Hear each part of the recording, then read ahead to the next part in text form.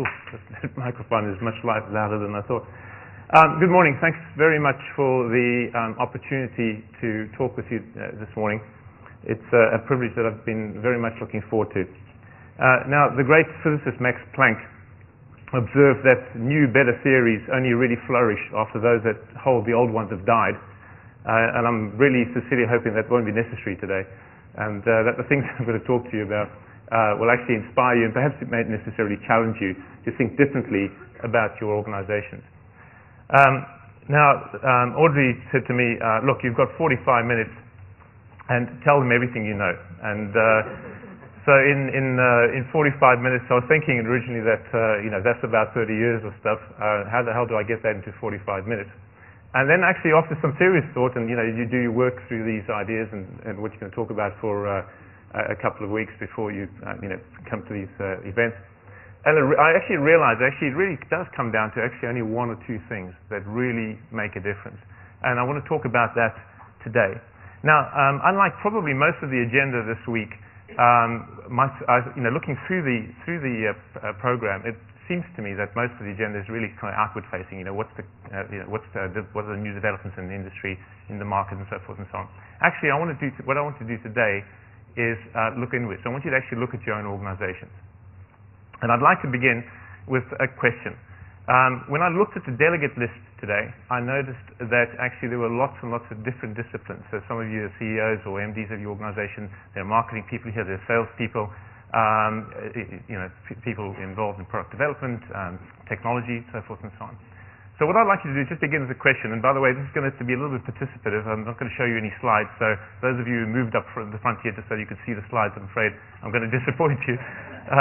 But I'm going to just talk with you today, and hopefully we can get you to think a little bit differently about what you're doing in your organization and the wonderful opportunity that you have in order to do something quite extraordinary, perhaps even as soon as tomorrow when you get back, assuming that you'll go back tomorrow and not playing golf like I am. Okay, so what I'd like you to do first is just actually ask yourself this question. What is your role in the organization? What's your role in your organization? What do you do in your business or your organization? Just think about it for a minute. Okay. I'm assuming that wasn't too difficult to answer. The chances are, however, that the way you've answered that question would be something related to your job title. So maybe some of you think, well, I'm the MD of the company, that's what I do, or I'm the marketing director, whatever that might be. And perhaps some of you expanded on that a little bit, and you were sort of teasing out sort of ideas from your job description, those of you who remember completing those things. If there's any piece of work in an organization that you pretty much don't want to do is write your job description, right? They never kind of stack up. They never look like that anyway.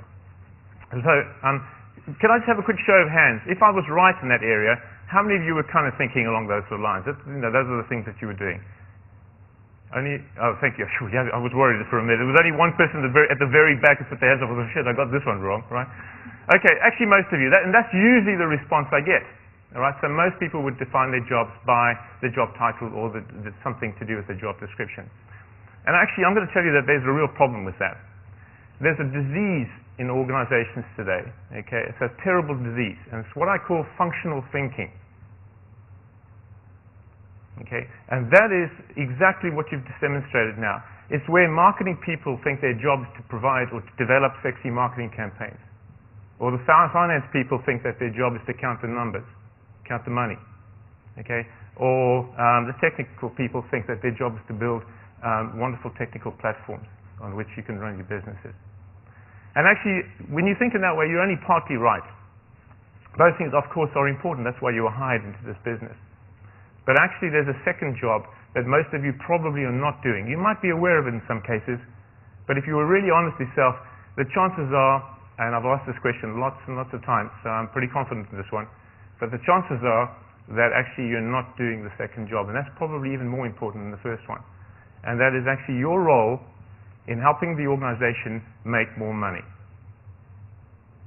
All right? Your second job is to help your organization grow, to be more profitable, and to generate cash. That's it.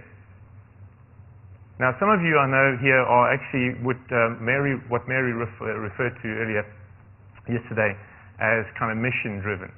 Some of you perhaps are sitting here thinking, hey, this guy, what he's going to talk about today might not apply to me because, what, I work in a mission-driven organization. That's what I turn up to work every day to do. All right, and I'm going to tell you something now that's really important for you to understand, that it doesn't matter whether you're a non-for-profit or whether you're a for-profit organization, you still are competing in a marketplace. You still can go out of business, whether you like it or not. Okay, there are people out there every day, right now, working out better ways to do what you're doing.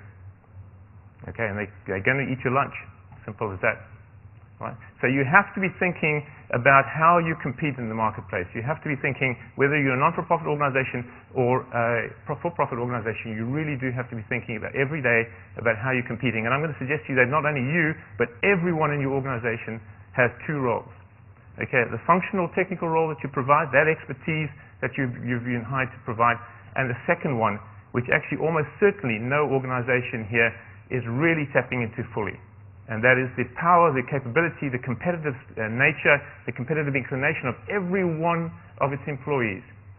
Every one of the people it hires, every one of the people that it pays good money to every month to actually participate in the business of business. In other words, to make this company more successful. Now, again, I would suggest you go a little bit further into this. In fact, this is an obligation. If you're hired by a company, your obligation is to make sure that that business is successful. All right? Now, even again, let's just talk about those organizations who might be more mission-orientated. I'm going to suggest to you it's even more important, because actually you are responsible for how you generate the fees that your members actually provide to you. The subscriptions, the membership service fees that they pay you every month, you have an obligation to manage those responsibly, which means that you have to run your business effectively, which means that you have to spend that money wisely. All right? So I want you to kind of really think about this idea that whether you're a non-for-profit organization or a for-profit organization, you have a responsibility to do two things. One, your day-to-day job, the things that you kind of describe, your role as the marketeer, or indeed the finance director or the salesperson, whatever it might be, CEO, as well as this notion that you might need to actually work on your business as well as in your business. All right. Now, if you think about it, most people here are probably, and I'm pretty sure of this because I've been talking about this idea for a long, long time. I'm pretty sure that most of you, if you think about it, will find that you are working in your businesses and not on your businesses, and you need to do both those things every day. Okay. So I just want you to hold that idea. Now, what does that mean? It means actually probably that most of your businesses, most of the businesses in this room, are actually not competing on a day-to-day basis. You do not compete in the market. You're participating, perhaps. That might be the kindest way to describe it. You're participating in your market, but you're not competing. All right? Now, let me try to explain to you why I think that has occurred. The chances are that some of you, at least here, have been involved in organizations from the inception, so when the organization started. A small business, a couple of people who got together, who got excited about an idea. All right, saw an opportunity, whether it was in the marketplace or whether it was to provide something to a particular group of people. But that's what got you excited. So those people got together, and then something incredible happened, right? These people, by the way, when they got together, they were not interested in what salary they were earning. Okay, they were not interested. Okay, and some of you recognize these conditions. They're not interested in whether they have the biggest desk, or whether they have a carpet under the desk, or whether they have the window seat, or whether there's actually a great childcare program, or whether the pension plan stacks up. Okay? Do you recognize those conditions? Yeah? Some of you have been involved in those sort of startup organizations. That's not what you're there for. You're there because you're excited about what this organization is trying to do. All right? And that's what kind of gets you juiced up every day. That's why you come to work. That's why you work extraordinarily long hours. That's what actually gets you excited, and that's why the organization then starts to perform. So assuming that your product is in demand, there's a demand for your product, there's a market for your product, the company starts to perform. Now I want you to imagine for a minute just a kind of classic S-curve. Okay, so you kind of start at low left, and it takes a little while to get going, but once you start getting it, and the market gets exposed to your products, combined with all this excitement, this energy, this focus, this purpose, the organization starts to perform. And so you start going through the steep part of that curve. All right? And then invariably what happens is that the curve flattens out towards the end and then starts to tail off. Okay. Now, I know it's traditionally not usual for you to insult your hosts, so I'm going to ask for apologies in advance here. But the chances that most of your organizations are actually on that flat part of the curve. In fact, you're probably on the slippery slope the other side, going downhill. Okay, now I know there'll be lots of exceptions, but I've been talking to businesses for 25 years now, and I know that most of them are at that kind of the other end. That's not exciting. In fact, it's usually problematic, quite frankly. All right. So how do we get to that point? That's what I'd like to just talk to you about in a minute, and you'll see how this all makes sense, hopefully, in a few minutes. What actually happens at the bottom, the way I describe it, is that the people who join the company in the first instance are those people who are actually closest to that curve. So they're there because they're excited about what this organization is trying to do. All right? And then they get successful. So they go into the steep part of the curve. And what happens after that is that now they need to hire people because the company's getting bigger. There are more things to do. And that's when they start to hire you guys. Okay? They start to hire the technical people, the marketers, the finance people, the HR specialists. And all of those guys are excited about what they do, but their excitement is not about what the business is trying to do.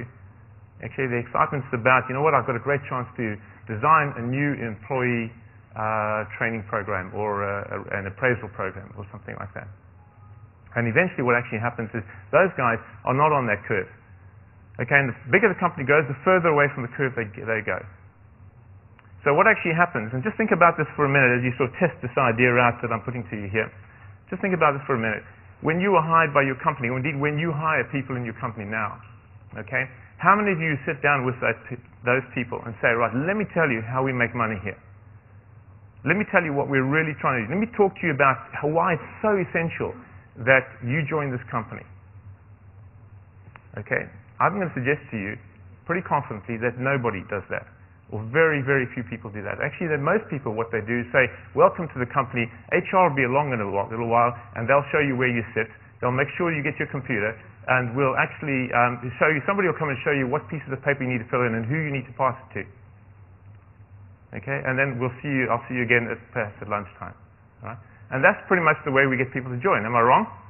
Does that make sense? Okay, not sure. I'm pretty sure that's the way it happens, right? I know it's an embarrassment. We don't want to go there. Right? That's the way we do it, right? Okay, so that needs to change. But so the point is, how many people in your company actually really are invited right from the outset to participate? Okay, in what you're trying to do, to actually become a competitive firm that actually means that you can be more effective in the marketplace. Okay, so if that's the reason. If that's where we are, so at this S-curve, at the top of this S-curve, we've got people who join now at the ends, and actually which means that the curve starts to flatten, the performance of the organization starts to flatten out. It's inevitable, isn't it? All right. What do we need to do? And I'm going to suggest to you that everyone in this room is responsible for getting the organization back on the steep part of the curve again. It's the only place to play. All right, so I'm hoping that now you're starting to think about, well, how the hell do we do that? Because I'm going to start talking to you about some ways in which we can get that done. Okay. By the way, I kind of know what I want to talk about today, and I have no idea how long it's going to take me, all right? If we get there and you get thirsty, just by all means, get up and leave. If you all leave, of course, at the same time, I'm going to get really worried, but other than that, we should be okay. David over here is going to wave at me and tell me when I need to stop. But I've got some stuff I want to talk to you about. So the challenge then really is about how to get everybody back on the steep part of the curve. Now, I want to ask you another question. I want you to imagine something very, very pleasant. Okay, I want you to imagine you've just won the lottery.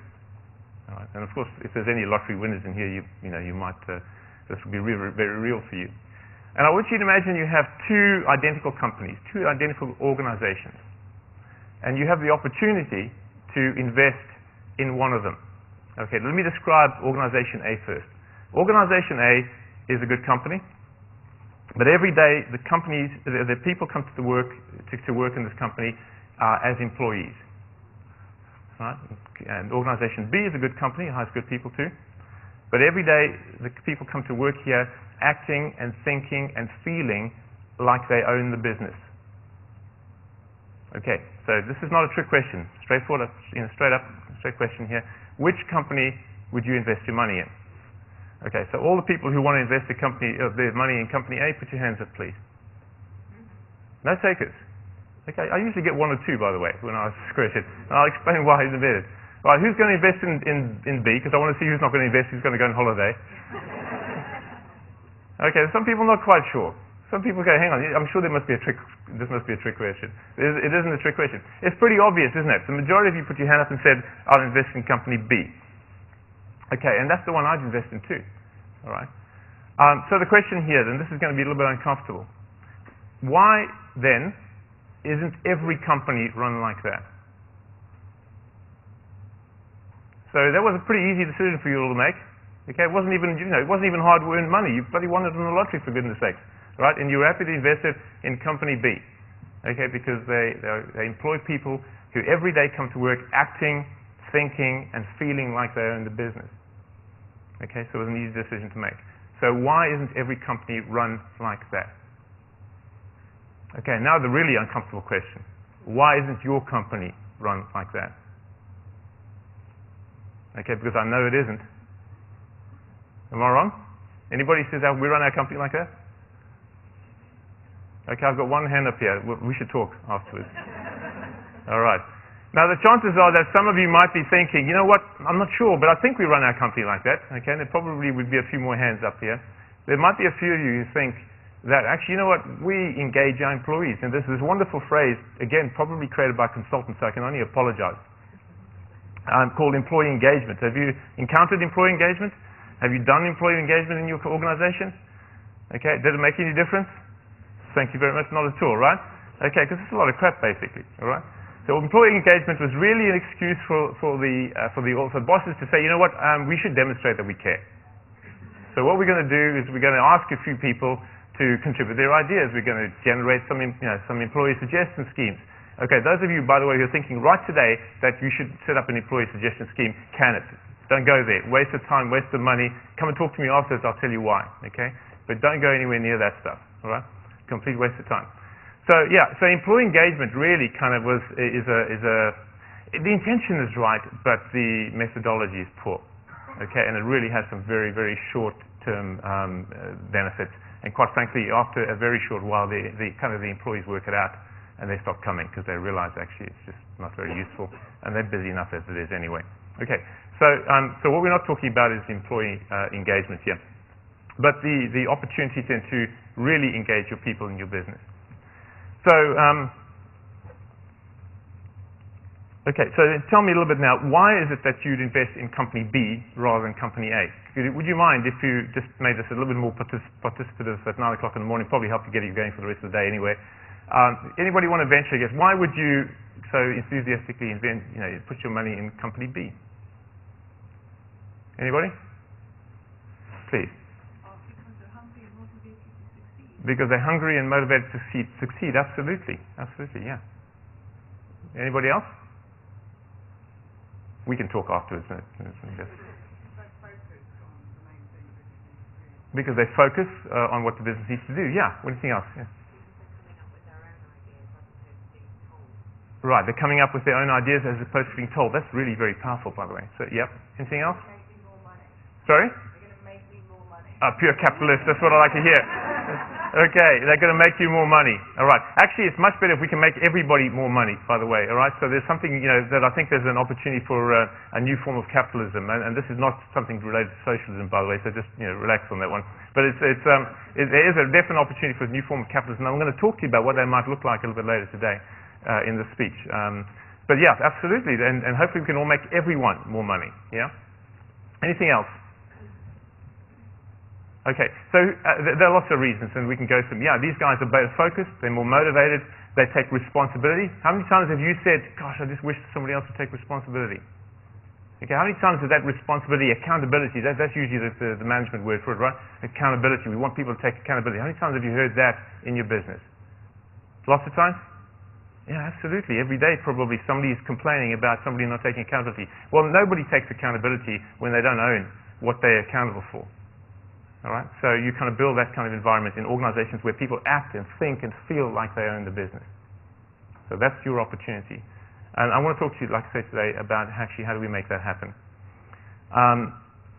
Okay, so now, those of you who are thinking about investing in company A, but thought, Not sure. A is never the right answer. It's always B, isn't it? Okay. Is anybody tempted to invest in it? Anybody kind of with a financial head on thought, you know what, I might be able to go buy company A for a lower price because it's bound to be poorer? Nobody? Did anybody go there? Put up your hands if you went there. Nobody think? Okay, there's not a lot of finance people in this room then, right? Okay. All right, that's something else that we need to talk about. Okay, so there's some of you might actually have thought that. You might have thought, well, you know what, there's an opportunity to acquire this other company cheaper, and then we'll turn it around into one of these, and then I'll make more money. Okay. Either which way, we're making the same point. Okay, I would like to tell you a very quick story, one that I think you'll find actually quite fascinating. The story is actually about a company called SRC, which stands for Springfield Remanufacturing Corporation. So those of you who are keen followers of The Simpsons will be familiar with Springfield. Right? Now, the interesting thing about Springfield is that apparently it's the most common name for a city in America. Now, I'm sure there are some American guests there. They'll probably confirm that or shoot me down. But that's what I'm led to believe. So I guess The Simpsons, the creators of The Simpsons knew what they were talking about when they called the town Springfield. But there actually is a Springfield in Missouri. It's a tiny, well, relatively small town, a couple of 100,000 people. And when I first came across them, there were probably about 80,000 people. And that was a good 15 years ago. Now, something extraordinary happened in that city 28 years ago. Okay, there was a small remanufacturing plant, engine remanufacturing plant. So these guys actually, they were a blue-collar outfit, and they remanufactured heavy industrial engines. So the kind of engines that you would find in combine harvesters and huge earth-moving trucks and all those kind of things. And when those farmers and those road construction companies killed those engines, just have worn them out, they basically exchange them. So they would, SRC would take this engine, refurbish it, and sell it back to those companies. And that was their business. And the business was tiny. It employed about 119 people. It was turning over something like $16 million, and it was losing about $60,000 each year. The company actually was owned by International Harvester, who had some difficulties at the time, and it made it known that they were looking to sell the company. So the guy who was the plant manager, a guy called Jack Stack, decided that he was going to try and save their jobs and buy the company. So he got his 118 co-workers together and said, guys, listen, this is the plan. We're going to try and buy the company. We need $9 million to buy the company. I'd like to see how much money we can raise between us. So he passed a sheet of paper and asked everybody to write down how much money they would be willing to invest in saving their jobs, basically. And the answer wasn't encouraging. It came back, and it was, I think, about $120,000 or something. Okay. So he then said to the guys, no, you don't understand. We need to save and buy our company. We need $9 million. So he passed the paper around again. It came back this time with $100,000. Some guy overnight, his wife had obviously talked sense to him and said, you're not going to be spending our savings on buying this company, right? So what actually happened then is, nonetheless, I mean, these guys were plant managers. They were great at manufacturing. They knew nothing about business. So what they did is they actually went and, tried to put a business plan together, and actually went to, I think it was something like 50 banks. Each one in turn, turned them down. I mean, it's ridiculous. Those of you who understand a little bit about finance would realize that if you raise $100,000 against $9 million, that's a debt-to-equity ratio of 89 to 1. Nobody lends you money under those conditions, all right? Nobody lends you money under those conditions. Anyway, a long time later, they managed to find a bank on the West Coast who lends them the money. Okay, the lending officer, I believe, got fired something like 2 weeks after that. Clearly, he'd been making those kind of smart business decisions. So, but you can appreciate the situation now is this, that they cannot miss a single repayment to the bank, because then the bank forecloses, takes their money back, probably looking for the opportunity to do so and get out of that ridiculous deal. And so these guys have to come up with a different way of running their company. Okay, and they create a method over many, many years. This didn't happen overnight. It wasn't created by consultants like me or the others that you've no doubt talked to in the past. It was created by the people who actually work in those factories. Okay, and I know these guys. I've been there. I've seen it. I've looked at their numbers. I've verified the story. Okay, I've spoken to Jack. Jack and I know each other very, very well now. And I've been to see actually what they do. And what they do is quite extraordinary. The way the story turns out is that today they are a $450 million company. Okay, they now have something like 17 business units, have probably created something like 60 companies in that time, turned those over. They are now much more than a manufacturing company. They've actually done all sorts of other things. They own shares of banks, investment companies. They actually manage an investment fund and so forth and so on. They have distribution, packaging, all sorts of things. And so that was their kind of strategy. They diversified to make sure that what was fundamentally a difficult business with very low margins could be sustainable. So they turned this 89 to 1 debt to equity ratio. Today it's probably more an acceptable 2 to 1 or maybe even less than that. Now the point of that story is that what's remarkable for me is that organization has been profitable. Okay, has made a profit and has grown at more than 15% or 15% or more per annum for 28 consecutive years. Okay, now those of you again who are much more comfortable with kind of what this means in terms of business, that is extraordinary. That is unprecedented. To give you an illustration of what that actually means is if you had invested $1,000 in that company 28 years ago, your $1,000 today would be worth nearly $3 million. Okay, so some of you are thinking, well, that sounds pretty good. All right? But what does it actually mean? Well, if you'd invested the same $1,000 in the Standard & Poor 500, which is the top 500 performing shares, stocks in America, your return would have been $12,500 in the same period. And if you were a slightly smarter investor and had followed one of Warren Buffett's organizations, or the Warren Buffett's organization called Berkshire Hathaway, your return would have been something like about $87,000. Okay, so these guys are doing something extraordinary. And that's what I wanted to talk to you about this morning. And I want to show you how what we do here in Quantum 90 actually uses some of those conditions, some of those ideas and some of those principles to actually really ramp up business performance very, very quickly. So this isn't, by the way, if you're thinking that this is just some sort of hick company, somewhere in mid-Missouri, Midwest, somewhere, actually you can find that story almost anywhere.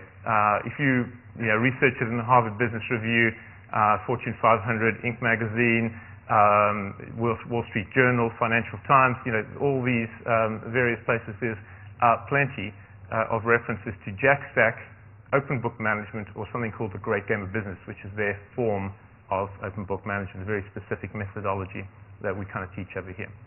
So it's a very, very well-referenced story. But this isn't just about actually making money, because there's a danger that you might be thinking that that's what I'm punting here today. Okay, it isn't actually. This is actually a way of running a business, because the way they had to reorientate their business was quite different. They had to actually find a different way of running this. They couldn't run it in a conventional way. Okay, and that's really what I want to talk to you about. But the way they've managed to kind of create this system that they've created actually has not only meant that they are extraordinarily profitable and run their business very, very well, but they also actually are a top 100 company to work for in the US. Jack's been named as best boss, et cetera, et cetera. There are so many accolades that are about just the fact that actually the company itself, the people employed there, are extraordinarily happy. They have this real strong sense of ownership. They make decisions about how the business runs. And most importantly, over the course of those 28 years, and it wasn't like this at the beginning, but over the course of the 28 years, they've become 100% employee-owned. Okay, and there's something there that's really important too. Okay, so now I'm advised by my colleague David in front here that I'm way behind schedule.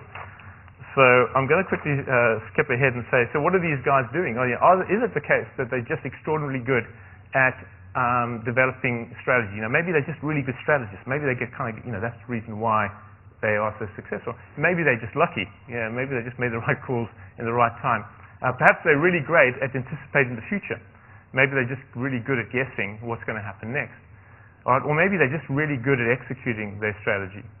And of course, they must be good at all these things. They must actually be able to do all those things. But the reason why they can do all those things better is because they've managed to create a high involvement culture in their business. They're really, everybody in that organization, the system that they've created actually means that everyone in the business is involved in running that business. And so they're not reliant on the handful of people at the top of the organization Okay, and that's usually what happens in most traditional organizations. The only people having any fun are the top 2 or 3 or 4 people who actually know what the business is doing. Now the rest of the people come to work every day really desperately trying to do a great job. Okay, but they can't influence actually the outcomes. They can't influence how the business actually performs because they're not invited to. They have ideas. Okay, and we see this all the time. When David, myself, Melinda, and Brian actually go into organizations, we see it. It's extraordinary. The will to win, the will to compete, the will to perform, the will to actually change the business is extraordinary. And yet the management just don't know how to make that happen, just don't know how to tap into that to really take advantage of that, that innate need, if you like, to compete, to win. Okay? And in every organization, it's pretty consistent. So what they've done is that's the secret. And it's interesting. For 28 years, these guys have been doing it. They've had thousands of companies, some of the biggest companies in the world, some of the most well-known companies, Harley-Davidson, Southwest Airlines, those kind of companies that people would recognize. Lots and lots of smaller companies in between that, all sorts of industries. So if you're thinking, as I was describing, so well, hey, we're not a manufacturing company. We're not located in the Midwest of the USA. This is quite different. We're up here at Leamington Spa. This has nothing to do with that. This is actually a way of thinking about how do we actually take this resource that we pay for. And this is the best news, actually. You're already paying for everybody in your organization. This is not going to cost you anything anymore. Okay, you can take advantage of this wonderful resource that you have. And I tell you what, this is not about employee engagement. If you didn't get that from the first time, I want to really emphasize this. This is not about employee engagement. This is actually about doing something much, much more important than that, and much more broad than that. And I'm going to take a couple of minutes, because I'm sure I'm running out of time right now, to actually describe to you what that looks like. So how do we create an organization that actually can perform in that way? We think there are 3 things that you can do. And the very first thing is really what Quantum 90, the organization that I represent, actually specializes, is that you can just get started. Okay, and the first thing you do is you identify what the weaknesses are in your organization, or what the opportunities are that you need to take advantage of. So this isn't about, we're desperately in trouble, we need some help. It could be that. It could just be, there's a better way of running an organization. It must be a better way if we can get everybody participating. So get everybody in. Get them focused on what is it that actually, what do we need to drive out of our business that's a weakness in our business? What's the opportunity that we have that really could actually take us to another place, to another level of performance? How do we actually just get everybody engaged in tackling that question? And when you do that, just trust me, we've seen this happen so many times. When you do that, it's extraordinary how people respond. It's absolutely, it kind of makes the hairs on your back of your neck stand on end. That's how extraordinary it is. It really is. Okay, we've seen it happen time and time again. There are people sitting in this room that we've worked with that I'm sure would confirm that. It's extraordinary how powerful this is. In one organization we worked with, one of the meetings we did, we came in, there was a challenge about revenue. We needed to generate some revenue. The budgets weren't looking like they were going to get hit. Very first thing, got the senior leadership group together and said, right guys, we need to deliver $500,000 of new revenue in 3 months. And I'm not talking about how we're going to do it, actually in the bank. Okay, first response was, well, don't think we can do that. Okay, that was the wrong answer, so we tried again. So how do we do that? Okay, and you know what? The guys, the minute they started to tackle the problem, they came up with 4 different ideas.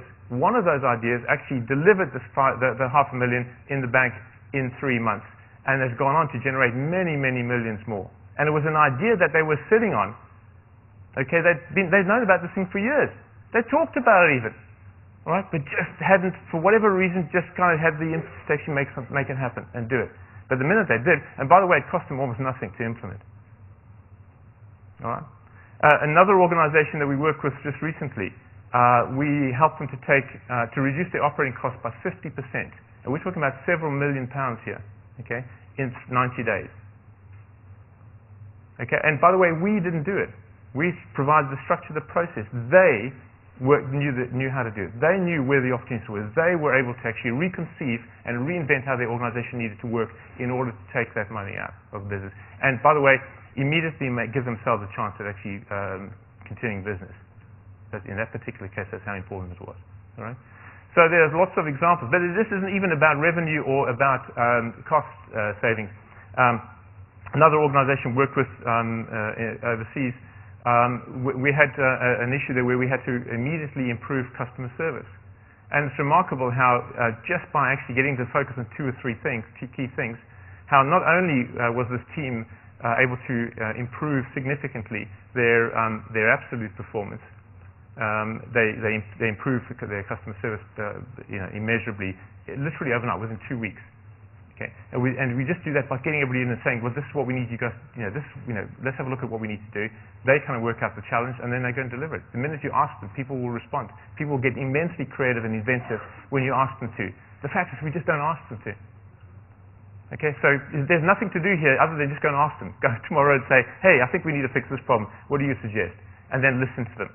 And get them busy on it. And give them some, a point of focus. Give them a little bit of a time scale to work through. And by the way, we kind of use the 90-day kind of concept because for some reason it kind of suggests urgency and focus and all those sort of things. Some of these projects, might only need 1 week. Like it might be a 7-day challenge or even a 7-hour challenge. All right, so we've done all those kind of variations on the theme as well. So there's an extraordinary opportunity right now, tomorrow when you get back to the organization, if you're not playing golf, to go and generate some huge excitement and some real return on the performance of your organization. So that's the first thing that you can do, is just kind of do a kind of Quantum 90 project, what we call 90-day challenges. That really, really gets people moving. The second thing that you can do then is think slightly longer term. And that actually is about how do we build a high involvement culture in the business. All right, and that's actually usually takes a little longer because you have to turn around do all the change and all the learning and the habits that you've acquired over many, many years. But it almost certainly starts with sharing as much information about your businesses as possible. And I mean almost everything, and I mean almost with everyone in the business. Okay, share the information in your business. Give people the information about how the business is performing. Okay, day in and day out, long term, short term. Show them whether you're making any money or not, and then ask them to help. All right, but that's not enough. You also need to then educate them. You need to make sure that when people have information, they understand what it means. All right. I don't want to embarrass anybody here, but I'm almost certain this question is going to. How many of you here actually really could hand on heart right now say, I understand how to read an income statement, balance sheet, and cash flow statement. I actually can look at those, I know what they mean, and I can tell you what we need to do as a consequence of them. Be honest, please. Not too many. Not too many, all right? Okay, but that's entirely consistent with what I've found over many, many years in many organizations, all right? That actually even your senior managers, and this is a senior group, okay, even the senior people in organizations, and many of them at management level, most of them at management level, actually don't understand enough or anything, quite frankly, about their business. So what chance have you got of actually changing the way it performs? All right, so we need to have everyone, not just the accountants. You don't want to give them that much power, okay? Sorry, the accountants. You want to have everyone in your organization understanding actually what the numbers mean. All right, because actually the business is like a game. All right, and we don't mean to trivialize it in any way, but business actually, again, has all those components. There are teams, you have competitors, you have a scoreboard, you have a way of understanding whether you're winning or not. Those are generally the accounts. Okay, but yet at the same time, we don't ask people to come and play the game of business. Actually, what we do is we ask them to come and do some sort of functional job in our organization. Okay, so I'm going to kind of skip ahead because David is now very, very anxious and telling me it's 9:50, which means I've overstayed my welcome at least by 5 minutes and probably a little bit more. The final thing I want you to talk to, just to throw in as well, is that the ultimate result of all this, if you can get an organization that actually has that urgency, has that focus, and actually starts to understand and feel that what it's like to start winning again, that's going to make a big difference to your business in the short term. If you then can actually consolidate that by giving them the skills, the knowledge, the information, and then, by the way, empowering them to act on that, all right, making sure that they know how to actually make better decisions. And by the way, when you give people information, you know what? They make better decisions, all right, which actually then changes the way in which you need to lead and manage them. If you can do that, then you get a business that actually starts to become accountable, to take responsibility, and starts to perform. Right? And then the final cherry on the cake, if you like, is if you then have the courage to start entertaining the notion that you might actually, in some cases it's not entirely possible, but you might be able to actually spread the wealth that you create amongst the people that created or generated that wealth. Okay, so this is what we're talking about, employee ownership, right? At the very least, you should start to think about how do we better share the results of or the fruits of the labor with everybody. Okay, so if we have everybody in this organization participating, and now you guys all get behind the program and you actually start thinking about business and you start taking responsibility for the way the business performs, and as a result we create a terrific outcome. It seems fair to me, it seems reasonable to me that we should all share in that outcome in some way, which is better than just the kind of salary that we participate in. Okay. Now, some of you are thinking, well, actually, this is not new. Our organization has bonus programs. We do have bonus plans. But I'm going to suggest to you that actually the bonus programs that you have, and I'm very confident of this too, okay, the bonus programs that you have are actually meaningless. Okay, they actually don't add any value to your business. So you're giving money away effectively for nothing, you get nothing in return, and they actually it's meaningless for the employees. They just kind of get some money. When management decides this is how much we're getting, we get it. We have no idea why we get it. We have no idea why we might not get it. Right? We have no way of controlling or influencing how big the package is, the bonus is. Right? And when you have all those ingredients in your organization, you have a bonus program or a scheme that actually makes no difference. In fact, it's starting to cost you money. All right? So you need to think a little bit differently about how you tie your reward programs to the process that you use to actually generate better business performance. And certainly I'd be very happy if any of you are interested after this to just give you some ideas as to how to do that. But ultimately, the ultimate form of ownership, of course, is equity participation. So this is where you actually own shares in your particular business or a particular business. And there's ample evidence that when you do that, it gives you another kick again in terms of organizational performance. All right, and particularly a recent research, I was involved a little bit, very, very much on the side, in something which was just recently produced, just a few weeks ago, called the Nuttall Report. And this is all about, it's a governmental review about the impact of employee ownership on business. And the government's theme this year, certainly in this area, is about promoting and making it easier for organizations to create opportunities for employee participation. By the way, there's quite a lot of work being done on that. So there's an opportunity there to think about that. But there's clear evidence that the businesses who do so are much more resilient. There's lower absenteeism. They're more productive. They're generally more profitable, and so forth and so on. I encourage you to go have a look at the Nuttall Report. There's some interesting stuff in there. Okay, I think that's all I know. I'd be delighted to take any questions if you'd be willing to throw some at me. But once again, thank you very much. And also just wanted to say thank you to Melinda, Brian, and David for kicking this thing around with me over the course of many months now. And I was going to thank David for his offer to get me psyched up and motivated and ready for the speech. But the problem was that his reference was something he observed recently at the Paralympics. I think it was in the weightlifting when the coach started slapping the weightlifter, and I thought, well, I think that's a bit too far. I think I'm okay, David. So, but thank you anyway for wanting to help. Great. If I may take any questions, and I don't know, I'm probably going to be cutting into tea time shortly, so I won't mind if you get up and if you're thirsty. Can I help in any way?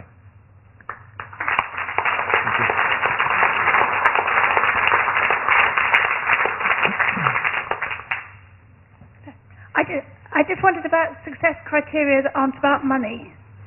Yes. Would you like to, before you put that down, would you like to give me an indication of what you're talking about? Because I could start almost anywhere. We might have to have another 45 minutes. I'm just thinking there's probably a lot of people who go into scholarly publishing who are actually much more motivated by the vision of helping the process of research. Or at least I like to hope that's... Yeah, absolutely. Absolutely. And we have to recognize. So this is kind of what I suppose I was referring to when I said that some of you might be more mission-focused. And hats off to you. Absolutely essential. And of course, those are the kind of people that you really want in many cases in most businesses or most organizations. And we're not talking about just businesses, we're talking about not-for-profits here. But the fact is, and this is inescapable, whether you like it or not, you actually operate in a marketplace. And there are people right now looking at how they can provide the services better than you can. In almost every company here, I'm pretty sure none of you would be bold enough to say we don't have any competitors. Okay, because there are people, as Simon said, actually there are people who actually might look like they're collaborators, they might look like they complementers, they might look like they're competitors, but actually everyone is looking to say, how do we grow our business? And they're looking at yours. So we have to, we absolutely have to have people who are mission-driven. In fact, those are generally people who are really passionate about. But if we divorce that from the reality of business, you're going to go out of business just like everybody else will.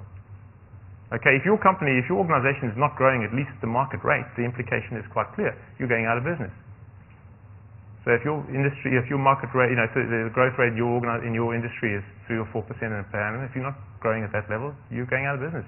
First slowly, by the way, and then very, very quickly. Okay, and if you don't generate, if your organization, whatever its purpose is, if it's not actually able to operate profitability, you're going to go out of business first slowly, and then when you run out of cash, very, very quickly.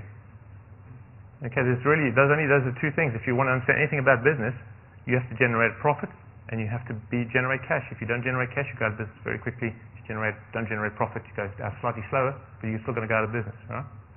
So I hope that answers your question, Sean. Yes, back there.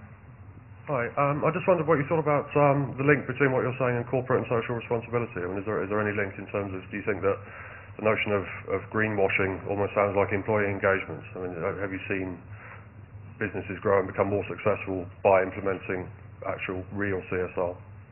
So let me just clarify, just about the green agenda, about social responsibility. Whether that has a link to I think that's a really interesting question, because it's almost certainly, and I'm going to use the phrase probably inappropriately, but muddying the water, and it kind of appears to be a distraction, but actually, I think it's just part of the natural evolution of business. It's actually where we just need to be. It's appropriate for the time that we're in. We now have the mentality, the thinking, the capability of orientating our organizations in those ways. And I think actually it's critical that organizations are part of the communities that they operate in, and that they are able to direct some of their resources to helping and serving those organizations. And I think it's certainly part of this concept. You might remember I talked a little bit earlier, very, very briefly, about this a new form of capitalism, or maybe a new idea of the way capitalism might work. And I think it kind of relates to that. I have certainly personally believe that it's right that the employees who actually work hard every day to make to contribute to an organization's performance should share in the products of their labor. I think it's also right that actually we should share the products of our labor with the communities that we operate in. I'm sure people will disagree. Some people will disagree with that, but certainly that's the way I see it. And I don't think that the two ideas are incompatible. You have to be competitive as a business. You just have no option. If you're not competitive, you go out of business. Simple as that. And more importantly, if you're an employee, I think you have a duty to, like I say, to your shareholders in one instance, and that for you, some of you might be unpalatable.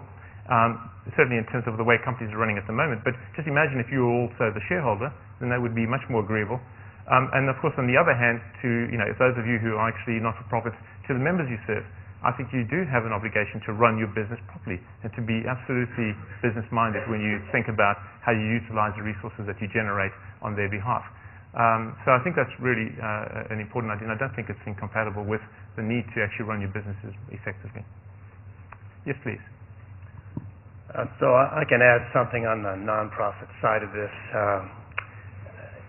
If you heard what Mary said yesterday, she showed a little graph of pros and cons of a nonprofit organization. And I think AIP, as an 80-plus-year-old organization, that was a good description. We feel we know our mission well, and we're very close to our customers because we're very academic-oriented. But on the con side of that list, we were an 80-year-old organization, very slow, very inertial, and every employee did not understand that they were using someone else's money to perform their business. Yeah, and somebody else's money. And that's exactly right. We have used Arend the last couple of years, and is not a commercial. You won't learn what he just told you about by inviting him to give a one-hour pep talk to your organization. You're talking about a culture change here. And it's taken us 2 years for me now to be able to walk down the hallway and ask a random employee, so how have you helped us today? Do you really understand your job? And I get better answers. I get good answers now. So, but it really is, when you're dealing with any modest to large-sized organization, you're dealing with a culture change from bottom to top and top to bottom. Thanks, Fred.